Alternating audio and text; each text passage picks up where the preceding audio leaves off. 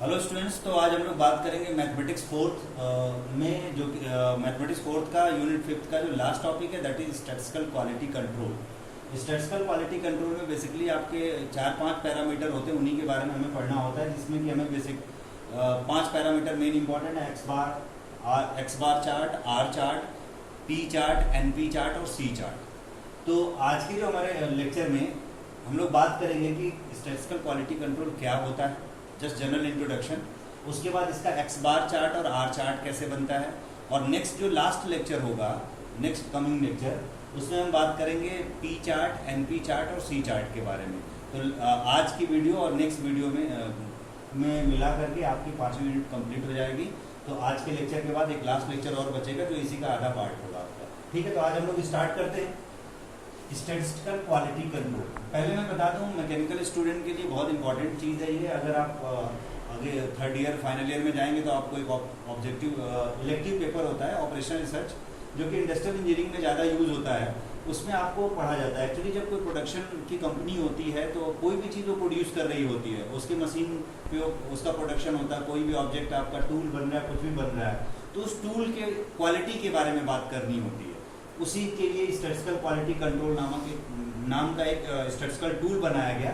इसमें कौन कौन से पैरामीटर होते हैं उसी को स्टडी करते हैं। फॉर एग्जांपल मान लें कि अगर हमने कोका कोला की बॉटल अगर हम लेते हैं 500 ml की, तो उसका जो ढक्कन होता है, आप किसी भी बॉटल में 500 ml की लगाओ, सब पे फिट बैठता है। यानी उनका कुछ रेंज डिसाइड होता है जिसको हम टॉलरेंस रेंज या टॉलरेंस लिमिट कहते हैं। उस रेंज के हिसाब से मशीन जो मैन्युफैक्चर करती है उस क्वालिटी उस लेवल के या 500 ml के जितने भी बॉटल हैं सबके टिप को या सबके ढक्कन को। ठीक है, तो आप मैन्युफैक्चरिंग प्रोसेस में बहुत यूज है। फिलहाल मैं मैथमेटिकल पॉइंट ऑफ व्यू से बताऊंगा कि आपको क्या क्या चेक करना है, आपको उसी पे फोकस करना है। तो पहले हम लोग जानते हैं कि स्टैटिस्टिकल क्वालिटी कंट्रोल क्या होता है। इसमें मैंने यहाँ पे हेडिंग में पहले लिख दिया X bar and R chart के बारे में बात करेंगे, ध्यान रखिएगा खाली। दूसरा जो सी चार्ट, एनपी चार्ट और पी चार्ट है उसको नेक्स्ट लेक्चर में और लास्ट लेक्चर में बात करेंगे। जो नेक्स्ट लेक्चर होगा वो हमारी 5th यूनिट के लिए लास्ट लेक्चर भी होगा। Statistical quality control is a statistical technique in which some measures will be taken for the improvement of the quality and maintenance quality and quality related parameter। means जो भी production unit है उसको जो product वो बना रही है वो अच्छा प्रोडक्ट निकले, आउटपुट अच्छा निकले, उस आउटपुट के लिए कुछ स्टैटिस्टिकल स्टेप्स लिए जाते हैं, मेजर्स लिए जाते हैं।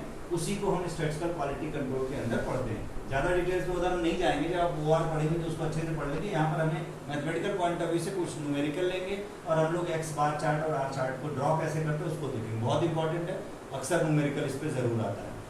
अब आप ये मान लीजिए कंट्रोल चार्ट बेसिकली 2 कैटेगरी में डिवाइड है, एक एक्स बार और आर चार्ट, दूसरा पी चार्ट, एनपी चार्ट और सी चार्ट। ये 2 पार्ट में इस पर्टिकुलर इस लेक्चर में हम लोग इसके बारे में बात करें, जो दूसरा वाला है इसको हम दूसरे लेक्चर में बात करेंगे। इन दोनों पे कोई न कोई आने के चांसेस जरूर रहते हैं लॉन्ग क्वेश्चन।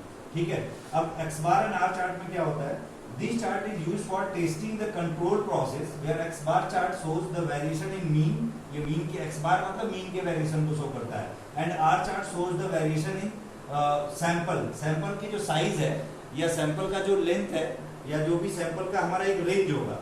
जो एक्चुअली जो आर चार्ट है that is for the range, variation in range की जो हमारा रेंज है। मान लीजिए कि 2 mm का कोई प्रोडक्ट आपको बनाना है और 2.001 ज्यादा भी हो जाए या 2 में से 001 कम भी हो जाए तो भी चलेगा, वो रेंज को डिसाइड करता है इन दोनों चार्ट, और उसका मीन वैल्यू के बारे में बात करता है। ठीक है, तो अब हम देखेंगे कि एक्स बार चार्ट और आर चार्ट का कंस्ट्रक्शन किस तरीके से करते हैं और इस पर न्यूमेरिकल डिस्कस करेंगे। तो सबसे पहले सैंपल दिया होगा, सैंपल 1, सैंपल 2, सैंपल 3, अलग अलग सैंपल होंगे, तो उन सैंपल का मीन निकालना होगा। तो ये मान लीजिए मीन निकालना आपको आता है, सैंपल में जितने डेटा है उनका सम divided by number of data, तो सैंपल मीन आ जाएगी। और उसका रेंज क्या आ जाएगा, उस सैंपल में मैक्सिमम वैल्यू और सैंपल की मिनिमम वैल्यू का डिफरेंस रेंज आ जाएगा R, x max minus x mean. अब सैंपल वाइज मान लीजिए 10 सैंपल आपको दिया गया, हर सैंपल में 10-10 प्रोडक्ट है। सैंपल 1 का मीन एक्स बार, सैंपल 2 का मीन एक्स बार, सैंपल 3 का x2 बार, सैंपल 3 का मीन x3 बार। सैंपल मीन अगर अलग अलग दी गई है तो ओवरऑल सैंपल मीन निकलेगी एक्स डबल बार से, जो कि पहले सैंपल का मीन, दूसरे सैंपल का mean and so on. nth sample का मीन, यहाँ पे k दिया है तो kth सैंपल का मीन का सम divided by number of sample करेंगे तो सारे सैंपल्स की मीन आ जाएगी। ये क्या है, इंडिविजुअल सैंपल्स का मीन है, यानी एक सैंपल का मीन है, और ये क्या है, सारे सैंपल्स की मीन है एक्स डबल बार। ध्यान रखिएगा, okay. And R1 R2 R3 क्या है, सैंपल वाइज रेंज है। R1 is the range of first sample, R2 is the range of second sample, R3 is the range of third sample and so on. Range of sample का मतलब मान लीजिए पहले sample में 10 data है तो उसका मैक्सिमम और मिनिमम डेटा का डिफरेंस दैट इज R1। फिर दूसरे सैंपल में आते हैं उसमें भी 10 डेटा है, उसके मैक्सिमम और मिनिमम डेटा का जो डिफरेंस है दैट इज R2। इसी तरह निकालेंगे और उन रेंज सारे सैंपल के रेंज का जो मीन आएगा that is R bar which is equal to R1 plus R2 plus R3 and so on. जितने भी रेंज निकले होंगे sample wise divided by number of sample, तो ये आपका मिल जाएगा mean of the range of the sample. और ये मीन ऑफ द सैंपल्स हो गया, और ये जो होता है मीन ऑफ द सैंपल, सारे सैंपल का मीन, और ये क्या हो गया mean of the individual sample. अब इसके बाद हम लोग बात करते हैं सेंट्रल लाइन की। इसको कोई कोई कंट्रोल लाइन भी बोलता है, सेंट्रल लाइन और कंट्रोल लाइन भी कहा जाता है कि ये हमारी control limit line bound line है, इससे टॉलरेंस प्लस माइनस में कुछ दिया रहता है। इसको कोई कोई कंट्रोल लिमिट के नाम से भी जानते हैं, तो ये गलत नहीं है। अगर आप कंट्रोल लिमिट कहीं पढ़ते हैं तो वो भी आपका करेक्ट है। तो सेंट्रल लाइन में दो तरीके से वैल्यू ली जाएगी, एक तो एक्स डबल बार ले लेंगे कब, when tolerance limit is not given, जब रेंज या टॉलरेंस लिमिट नहीं दी गई है कि प्रोडक्ट में जिस तरह मान लीजिए 2 mm का प्रोडक्ट बना तो उसे 0.001 mm ज्यादा या 0.001 mm कम, ऐसा रेंज डिसाइड नहीं है। तो जो एक्स डबल बार आएगा यानी सैंपल्स की जो मीन आएगी वही हमारी सेंट्रल लाइन बन जाएगी। अगर टॉलरेंस लिमिट दी गई है तो म्यू जो वैल्यू ली जाएगी that is our central line. अब म्यू क्या होता है 1/2 LCL प्लस UCL। LCL क्या होगा लोअर कंट्रोल लिमिट, UCL क्या होगा अपर control limit. Lower control limit plus upper control limit divided by 2 कर देंगे तो म्यू मिल जाएगा। ये म्यू तब हम यूज करेंगे जब tolerance limit given, mostly tolerance limit given वाला ही क्वेश्चन आपको आता है। नहीं अगर दिया रहेगा तो सीधे एक्स डबल बार निकालेंगे और वो वैल्यू हम लोग सॉल्व करेंगे, ठीक है। अब लोअर कंट्रोल लिमिट LCL निकालते हैं एक्स डबल बार माइनस A2 इंटू R बार। अब A2 क्या है अभी उसके बारे में हम लोग बात करते हैं। सिमिलरली अपर कंट्रोल लिमिट में यहाँ पे माइनस की जगह प्लस हो जाएगा, A2 R बार हो जाएगा। एक्स डबल बार और R बार के बारे में हम लोग अभी जस्ट बात की। एक्स डबल बार मतलब mean of the samples, R बार का मतलब mean of the range of the samples, ये हो गया। A2 क्या है, A2 एक पैरामीटर होता है, ये स्टैटिस्टिकल पैरामीटर होता है। इसका एक टेबल परफॉर्म दिया गया होता है, जैसे प्रीवियस लेक्चर्स में आपने देखा होगा टी टेस्ट, एफ टेस्ट, काई टेस्ट, उन सबके कैलकुलेटेड वैल्यू की टेबल होती है। उसी तरीके से स्टैटिस्टिकल क्वालिटी कंट्रोल में पैरामीटर की वैल्यूज की भी होती है कि अगर 10 सैंपल है, 15 सैंपल है, 20 सैंपल है, उसके लिए A2 की वैल्यू क्या होगी। ये एक तरह का पैरामीटर होता है, ये डोंट वरी न्यूमेरिकल में आपको प्रोवाइडेड रहेगा इसकी वैल्यू, ठीक है। तो ये जब हम एक्स बार की बात करेंगे तो हमें ध्यान रखना है कि सेंट्रल लाइन क्या होगी, लोअर कंट्रोल लाइन क्या होगी, अपर कंट्रोल लाइन क्या होगी। जब हमें आर चार्ट के बारे में बात करना है तो आर चार्ट की सेंट्रल लाइन सीधे सीधे जो आर बार की वैल्यू होती है उसी को ले लेते हैं। आर बार मतलब mean of the range of the sample, जो भी हम लोग निकाले हैं। इसमें भी lower control limit upper control limit लिखी जाती है। लोअर कंट्रोल लिमिट में D3 का मल्टीप्लाई होता है R बार के साथ, अपर कंट्रोल लिमिट में D4 का मल्टीप्लाई होता है R बार के साथ। ये D3 D4 is also another parameters जो कि स्टैटिस्टिकल क्वालिटी कंट्रोल के पैरामीटर है। ये स्टैटिस्टिशियन ने, बहुत सारे स्टैटिस्टिशियन ने मिलके इसका एक सेटअप बनाया हुआ है कि कितना सैंपल होगा तो D2 D3 की वैल्यू क्या होगी, ये भी टेबुलर फॉर्म में आपको दिया रहेगा, क्वेश्चन में दिया रहेगा। नहीं तो आप अगर गूगल करेंगे तो आपको अपने आप मिल जाएगा कि A2 पैरामीटर A2 की वैल्यू के लिए टेबल क्या होती है, क्वालिटी कंट्रोल में टेबल अपने आप मिल जाएगी। D3 D4 की भी वैल्यू मिल जाएगी, बट डोंट वरी क्वेश्चन में आपको दिया रहेगा। अब आर चार्ट की इससे निकालेंगे central line, lower control line, upper control line, और एक्स बार चार्ट की हम लोग लोअर कंट्रोल, अपर कंट्रोल और सेंट्रल लाइन इस फॉर्मूले से निकालेंगे। उसके बाद इसका ग्राफ प्लॉट करेंगे। अब ग्राफ के बेसिस पे हम कंक्लूजन देंगे कि ये जो हमने एक्स चार्ट और आर चार्ट निकाला, ये चार्ट जो है हमें किस चीज को बताता है उसके बारे में हम अभी बात करेंगे। तो देखते हैं न्यूमेरिकल, पहले एक न्यूमेरिकल देखते हैं, एक में हम यहाँ पे डिस्कस करेंगे हम लोग, एक आपके लिए प्रैक्टिस के लिए मैं दूंगा।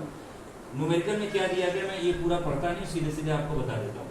मान लीजिए 10 सैंपल दिए थे, 1 2 3 4 5 6 7 8 9 10। हर सैंपल की साइज सेम थी, मतलब पहला सैंपल उसमें भी 10 प्रोडक्ट मान लीजिए, दूसरा सैंपल उसमें भी 10 प्रोडक्ट, इस तरीके से। और हर सैंपल की मीन दी गई है। सैंपल 1 की मीन 201 है, सैंपल 2 की मीन 192 है, सैंपल 3 की मीन 202 है, इसी तरह सैंपल 10 की मीन 201 है। यानी एक्स बार ऑलरेडी गिवन है, आपको अलग अलग सैंपल देख के निकालना नहीं है। दूसरा रेंज दिया गया है। रेंज मतलब पहले सैंपल में रेंज 5 है, दूसरे सैंपल में रेंज 0 है, तीसरे सैंपल में रेंज 7 है। जरा मैं आपको क्लियर, रेंज का मतलब कि जो पहला सैंपल होगा उसके मैक्सिमम वैल्यू और मिनिमम वैल्यू का डिफरेंस है, और दूसरा जो सैंपल उसका मैक्सिमम वैल्यू और मिनिमम वैल्यू का डिफरेंस यहाँ पे 0। इसका मतलब क्या है, इसमें कांस्टेंट वैल्यू दी गई होगी तभी तो डिफरेंस 0 आ रहा है, ना कोई मैक्सिमम होगा ना कोई मिनिमम होगा। इस सैंपल में सबकी साइज 2.1 2.1 2.1 सभी एक ही वैल्यू होगी, इसलिए उनका डिफरेंस 0 है। तीसरे सैंपल का रेंज इसी तरह सबका रेंज आ गया, जैसे 10वें सैंपल में मैक्सिमम और मिनिमम वैल्यू का जो डिफरेंस है दैट इज 6। तो ये रेंज R और X बार दिया गया है। और आप देखिए यहाँ पर A2 की वैल्यू भी 0.31 दिया है, D3 की वैल्यू भी 0.22 दिया है, D4 की वैल्यू 1.78 दिया है। लेकिन कितने के लिए, कितने सैंपल है? 10 फॉर 10 सैंपल। अब सैंपल अगर कम या ज्यादा हो जाए तो उसके हिसाब से ये वैल्यू रहेंगी। ये वैल्यू अलग अलग होती है, नंबर ऑफ सैंपल पे डिपेंड करती है। 10 सैंपल तो ये वैल्यू, 5 सैंपल तो कुछ और वैल्यू, 20 सैंपल तो कुछ और वैल्यू, तो ये आपको अलग अलग दिया रहेगा, ठीक है।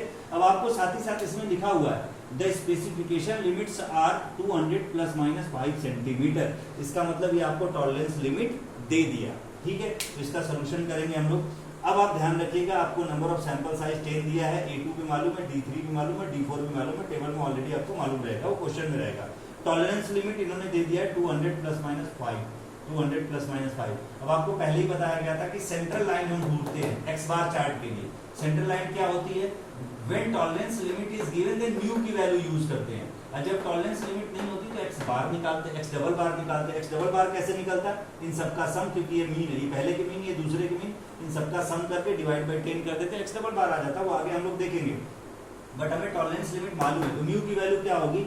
ये जो पहली वैल्यू होती है ये हमारी एवरेज वैल्यू होती है, मीन वैल्यू। इस मीन वैल्यू से प्लस कितना लेना है, माइनस कितना लेना है। यानी जो टॉलरेंस लिमिट ये कि कोई प्रोडक्ट है जिसकी लेंथ मान लो, साइज मान लो कि 200 सेंटीमीटर होनी चाहिए, तो 200 + 5 यानी 205 सेंटीमीटर भी चल सकती है और 195 सेंटीमीटर तक भी चल सकती है। यानी कोई प्रोडक्ट जो बनाया जा रहा है उसका 195 सेंटीमीटर से लेके 205 सेंटीमीटर तक वो कंसिडरेबल है, उससे बियॉन्ड जाएगा तो कंसिडरेबल नहीं है। ये टॉलरेंस लिमिट होता है। ये वैल्यू जो हमारी आ गई 200 दैट इज म्यू, इसको हम म्यू ले लिए। म्यू गिवन है तो X बार के लिए सेंट्रल लिमिट सीधे म्यू हो जाएगी, यानी 200 हो जाएगी, इसीलिए लिख दिया सेंट्रल लिमिट इज 200। और ये ध्यान रखिए टॉलरेंस लिमिट आपका मीन का है, रेंज का टॉलरेंस लिमिट जनरली आपको क्वेश्चन में नहीं देता है, वो हम डायरेक्ट क्वेश्चन से ही निकालते हैं। तो आगे देखते हैं हम लोग। समेशन X निकाल लिया 2003, यानी ये सारे मीन को ऐड कर दिया तो आ गया। X डबल बार भी यहाँ निकाल लेंगे तो समेशन X बाई 10 सॉल्व करेंगे 200.3 आ गया। समेशन R भी निकालेंगे सारे रेंज का सम, और समेशन R आ गया 46। R बार कितना आएगा? सारे रेंज की मीन, सारे रेंज की मीन, तो नंबर ऑफ सैंपल 10 था, समेशन R 46, ये आ गया 4.6। अब आपने X डबल बार निकाल लिया, R बार निकाल लिया, और आपको म्यू दिया हुआ है, आपको टॉलरेंस लिमिट में म्यू की जो वैल्यू वो मालूम है। तो अब X बार चार्ट कैसे प्रिपेयर होगा, R चार्ट बार कैसे प्रिपेयर होगा, तो ग्राफ प्लॉट करने से पहले हमें वैल्यू की रिक्वायरमेंट होगी। तो ये CL मींस सेंट्रल लाइन, पहले बताया जा चुका है। सेंट्रल लाइन जब टॉलरेंस लिमिट गिवन है, तो टॉलरेंस लिमिट मालूम है आपको, म्यू इक्वल्स टू 200, ये वाली वैल्यू म्यू होती है। तो उस समय सेंट्रल लिमिट जो होती है, सेंट्रल लाइन जो होती है या सेंट्रल लिमिट दैट इज 200, जो म्यू वही लिख देंगे। यहाँ पे देखिए central line equals to mu when tolerance limit is given. यहाँ टॉलरेंस लिमिट दिया था इसलिए म्यू लिखा। अगर टॉलरेंस लिमिट नहीं दी होती तो X बार डबल बार लेते, यानी उस समय 200.3 लेते, तब यहाँ CL की वैल्यू, अगर ये म्यू की वैल्यू नहीं मालूम होती तो तब आप X डबल बार की वैल्यू लिखते यहाँ पे CL की जगह पे। अब LCL का फॉर्मूला आपको बताया गया, X डबल बार माइनस A2 इंटू R बार, 200.3 ये वैल्यू आ गई, माइनस 0.31 इंटू 4.6। A2 की वैल्यू टेबल में दिया है, ऑलरेडी क्वेश्चन में है, इसीलिए आपने रख दिया। इसी तरह UCL भी निकाल लेंगे तो वो 201.72, यहाँ पे माइनस करना था LCL पे, UCL पे प्लस करना था। तो LCL इज 198.87, UCL इज 201.72 आ गया। सिमिलरली R चार्ट में हमें वैल्यू चाहिए, उसकी सेंट्रल लिमिट चाहिए या सेंट्रल लाइन चाहिए, दोनों एक ही चीज है, कोई दिक्कत नहीं है। तो सेंट्रल लाइन R चार्ट में सीधे R बार के बराबर होता है। R बार 4.6 रख लिया। LCL कितना हो गया? D3 इंटू R बार। D3 की वैल्यू 0.22 ऑलरेडी गिवन है क्वेश्चन में, R बार की वैल्यू 4.6, LCL मिल जाएगा 1.012। UCL भी इसी तरह निकालेंगे, D4 इंटू R बार, D4 ऑलरेडी टेबल में मालूम है 1.7 है, R बार की वैल्यू रख दीजिए तो UCL मिल गया 8.188। अब आपको क्या करना है? X चार्ट और R चार्ट ड्रॉ करना है, ग्राफ बनाना है इनका। तो ये देखिए आपका X बार चार्ट बना हुआ है। पहले सेंट्रल लाइन हम लोग ड्रॉ करते हैं, सेंट्रल लाइन सेंटर में बिल्कुल ड्रॉ कर दिया। सेंट्रल लाइन कितना 200 पे होना चाहिए, 200। जो वर्टिकल एक्सिस है इस पे वैल्यू ऑफ मीन होता है, X बार की वैल्यू होता है, ठीक है। और जो इधर होता है नंबर ऑफ सैंपल होते हैं। तो 10 सैंपल दिए गए, 0.21 क्यों नहीं लिखा गया? क्योंकि अगर किसी सैंपल में एक ही डेटा है तो उससे हम किसी से कंपैरेटिव स्टडी नहीं कर सकते, यानी सैंपल का कंपैरिजन करने के लिए एटलीस्ट 2 डेटा तो चाहिए ही चाहिए, 2 या उससे ज्यादा। किसी सैंपल में एक ही डेटा है तो उसको सैंपल नहीं बोलेंगे, उसको इंडिविजुअल डेटा ही बोलेंगे, इसीलिए 0 से सीधा 2 ड्रॉ किया। तो एटलीस्ट 2 होना चाहिए। तो 2 3 अप टू 10 तक हो गया। ऐसा नहीं कि 1 नहीं होगा, इसके बीच में 1 तो आएगा ही आएगा, तो ये ध्यान रखना है। तो इधर आपका वैल्यू ऑफ x बार हो जाएगा, इधर नंबर ऑफ सैंपल्स हो जाएंगे। अब क्या करना है, 200 तो इसका सेंट्रल लाइन था, अब इसका हमने LCL यानी lower control line upper control line draw करना है। LCL आया था 198.87, तो 198.87 पे लाइन ड्रॉ हो गई LCL, और UCL आया था 201.72, तो 201.7 या 2 लिखे ना लिखे अंडरस्टूड है, इतना कोई दिक्कत नहीं है। ये डॉटेड लाइन आपने यहाँ पे ड्रॉ कर दिया, upper control line lower control line draw कर दिया। अब उसके बाद ये जो क्रॉस दिख रहा है आपको, ये सारे क्रॉस वो पॉइंट्स हैं जो सैंपल आपको दिए गए थे। तो आप एक बार यहाँ पे फिर से फोकस करिए, पहले सैंपल पे 201, दूसरे सैंपल पे 198, तीसरे सैंपल पे 202। ये मीन का है, मीन वाली वैल्यू लेंगे क्योंकि आपने एक्स बार चार्ट, मीन के लिए आप चार्ट ड्रॉ कर रहे हैं, तो ये सारी वैल्यू हमने क्रॉस करके दिखा दी और उसको आपने ज्वाइन कर दिया, तो ये आपका एक्स बार चार्ट बन गया। सिमिलरली हम लोग आर चार्ट ड्रॉ करेंगे, इसके लिए भी सेंटर लाइन ड्रॉ करेंगे, बिल्कुल सेंटर में सेंटर लाइन कितना है 4.6 पे होनी चाहिए, लोअर कंट्रोल लिमिट 1.01 होनी चाहिए, तो 1.01 पे लोअर कंट्रोल लिमिट होगी। उसी तरह अपर कंट्रोल लिमिट या अपर कंट्रोल लाइन, बात एक ही है, तो ये 8.18 पे आ गई, 8.18 पे आपने ड्रॉ कर दिया। वर्टिकल एक्सिस जो है आर बार की वैल्यू को शो करेगा, रेंज की वैल्यू शो करेगा, हॉरिजॉन्टल एक्सिस जो है नंबर ऑफ सैंपल्स को शो करेगा। सेम कंडीशन यहाँ पर भी 2 से शुरू करेंगे, ध्यान रखिएगा, बिकॉज किसी भी सैंपल में single data as a data treat होता है, सैंपल ट्रीट नहीं होता है, तो कम से कम कंपैरिजन के स्टडी के पॉइंट ऑफ व्यू से एटलीस्ट 2 डेटा चाहिए, स्टेप 2 से स्टार्ट है।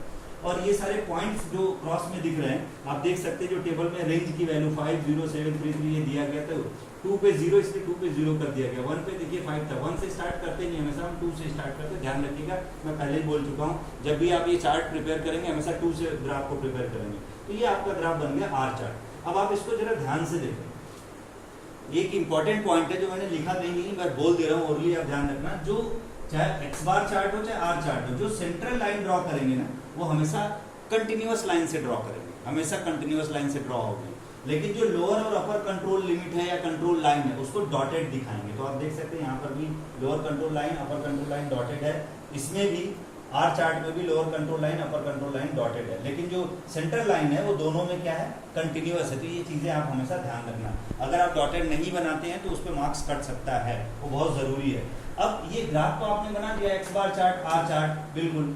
अब इससे कंक्लूजन क्या निकलता है, तो इसमें अगर आप क्वेश्चन पे एक बार फोकस करें तो लिखा हुआ है examine that process is under control और नॉट। आपको बताना है कि जो प्रोसेस है अंडर कंट्रोल है या नहीं है। तो अगर आप देखिए 10 सैंपल लिया गया था, 10 सैंपल में से अगर इसमें से देखें, अंडर कंट्रोल का मतलब कि जो हमारा डेटा है वो हमारे स्पेसिफिकेशन लिमिट के अंदर होना चाहिए, यानी जो लोअर कंट्रोल और अपर कंट्रोल के बीच में जितने भी डेटा आएंगे या इवन इस लाइन पे भी आएंगे वो कंट्रोल में माने जाएंगे। अगर उस कंट्रोल से बाहर जा रहे हैं तो हम बोलेंगे कि प्रोसेस कंट्रोल में नहीं है। तो आप देखिए एक यहाँ 2 पर, फिर ये 3 पर, फिर आप देख सकते हैं यहाँ पे 5 पर, 6 पर और यहाँ 8 पर, ये डेटा हमारा जो लोअर और अपर कंट्रोल लाइन है उससे बाहर जा रहा है, यानी मीन वैल्यू जो है ये 5 डेटा जो हमारे पास दिए गए, जो 2, 3, 5, 6 और 8 वाले सैंपल के डेटा हैं वो कंट्रोल लिमिट से बाहर है। तो मीन चार्ट का कंक्लूजन ये निकला कि इन पॉइंट पर कंट्रोल लिमिट से बाहर जा रहा है। सिमिलरली अगर हम आर चार्ट की बात करें तो इसका कंट्रोल लिमिट 1.012 से लेकर के 8.18 तक है, इसमें भी एक डेटा आप देख सकते हैं बाहर जा रहा है,